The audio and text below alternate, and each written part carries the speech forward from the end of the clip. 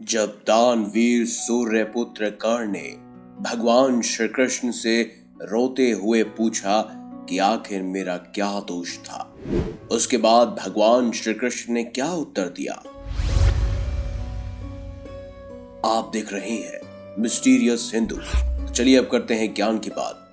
Video में आगे बढ़ने से पहले चैनल को सब्सक्राइब अवश्य करें और बेल आइकन जरूर दबाएं। दानवीर सूर्यपुत्र कर्ण महाभारत का एक ऐसा वीर योद्धा जिसकी गाथाएं आज तक प्रचलित हैं। जल्दी से आगे बढ़ते हैं और जानते हैं उस क्षण के बारे में जब भगवान श्री कृष्ण और कर्ण के बीच संवाद हो रहा था। ऐसे में सूर्यपुत्र कर्ण ने कृष्ण जी से पूछा, मेरा जन्म होते ही मेरी मां ने मुझे त्याग दिया, क्या अवैध संतान होना मेरा दोष था? द्रोणाचार्य ने मुझे सिखाया नहीं क्योंकि मैं क्षत्रिय पुत्र नहीं था। परशुराम जी के पास गया तो उन्होंने मुझे सिखाया। जब मैंने उनसे शिक्षा प्राप्त कर ली और उन्हें मेरी सच्चाई के बारे में पता चला तो उन्होंने मुझे श्राप दे दिया। जिस वक्त मुझे उस विद्या की सर्वाधिक आवश्यकता होगी मुझे उसका विस्मरण हो जाएगा, क्योंकि उनके अनुसार मैं क्षत्रिय नहीं था। केवल संयोगवश एक गाय को मेरा बाण लगा, उसके स्वामी ने मुझे श्राप दे दिया, जबकि मेरा कोई दोष नहीं था। द्रौपदी के स्वयंवर में भी मेरा खूब अपमान किया गया, मुझे सोतपुत्र कहा गया। माता कुंती ने मुझे आखिर में मेरे जन्म का रहस्य बताया और उस समय भी उन्होंने मुझसे दान में अपने बेटों को बचाने के लिए कहा। जो कुछ भी मुझे प्राप्त हुआ वो मुझे दुर्योधन से ही प्राप्त हुआ, तो अगर मैं उसकी तरफ से लड़ा तो मैं गलत कहां हूं हे वासुदेव?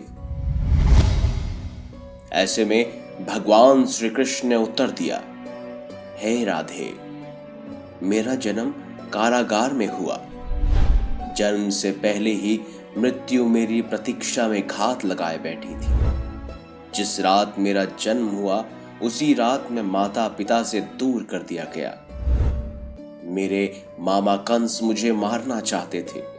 तुम्हारा बचपन खड़ग, रथ, घोड़े, धनुष और बाणों के बीच उनकी ध्वनि सुनते हुए बीता है। मुझे तो ग्वाले की गौशाला मिली, गोबर मिला और खड़ा होकर जब चल भी पाया उससे पहले ही कई प्राणघात हमले मुझे झेलने पड़े। उन राक्षसों से लड़ना पड़ा जिन्हें खुद मेरे मामा ने मुझे मारने के लिए भेजा था। कोई सेना नहीं, कोई शिक्षा नहीं, लोगों से ताने ही मिले कि उनकी समस्याओं का कारण मैं हूं।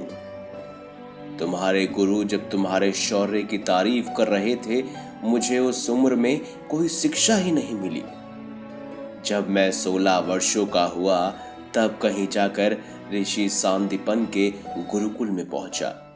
तुम अपनी पसंद की कन्या से विवाह कर सके, लेकिन जिस कन्या से मैंने प्रेम किया वो कभी मुझे मिली ही नहीं। मुझे उनसे विवाह करने पड़े जिन्हें मेरी चाहत थी या जिनको मैंने राक्षसों से बचाया था। मेरे पूरे समाज को यमुना के किनारे से हटाकर एक दूर समुद्र के किनारे में बसना पड़ा। उन्हें जरासंध से बचाने के लिए मुझे ऐसा करना पड़ा। रण से पलायन करने के कारण मुझे रणछोड़ भी कहा गया।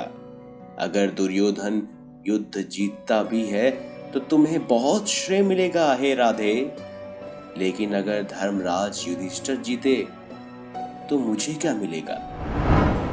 मुझे केवल युद्ध और युद्ध से निर्माण हुई समस्याओं के लिए दोष दिया जाएगा।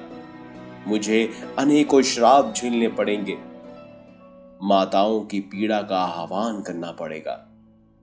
अपने ही लोगों से मुझे दूर होना पड़ेगा।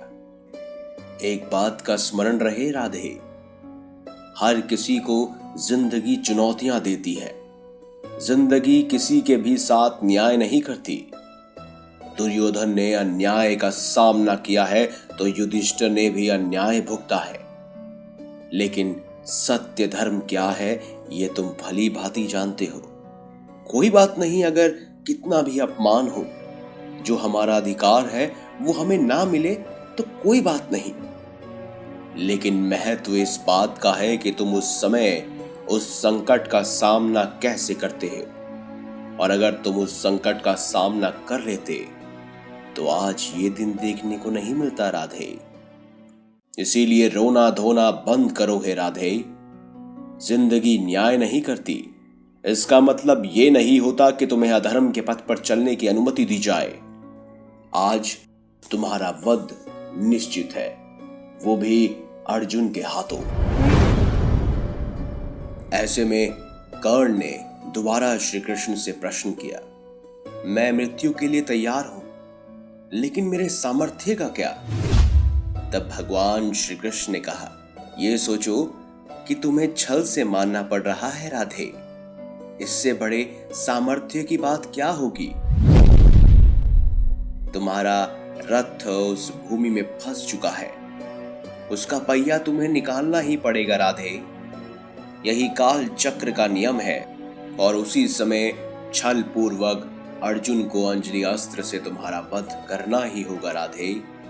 यहीं से धर्म की नींव रखी जाएगी और धर्म के लिए यह सब करना पड़ेगा राधे। इसीलिए अब जितना भी तुमने रोना धोना था वो सब बंद करो।